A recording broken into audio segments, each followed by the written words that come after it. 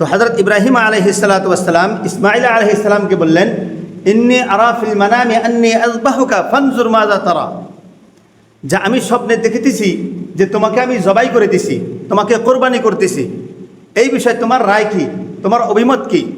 তো হযরত ইসমাঈল আলাইহিস সালাম কি উত্তর দিলেন? ইয়া আবাতি ফাআল মা তু'মার সাতাজিদুনি ইনশাআল্লাহু মিনাস সাবিরিন।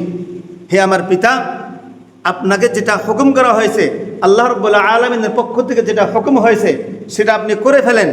আমি আফসোস করব না, আমি চিল্লাচিল্লি করব না। সাতাজিদুনি ইনশাআল্লাহু মিনাস সাবিরিন, আমাকে সবরকারীদের মধ্যে পাবেন। আমি সবর করব, ধৈর্য ধারণ করব, যেহেতু আল্লাহর হুকুম, আর আল্লাহর হুকুমের সম্মুখে নিজের কোনো চাহিদা থাকা সম্ভব না।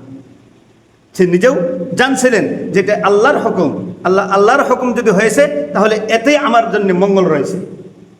তো মুহতারাম বুজুর্গ দোস্ত, আল্লাহর হুকুম মানার মধ্যেই আমাদের মঙ্গল, আর আল্লাহর হুকুম যদি না মানি তাহলে আমাদের হবে অমঙ্গল।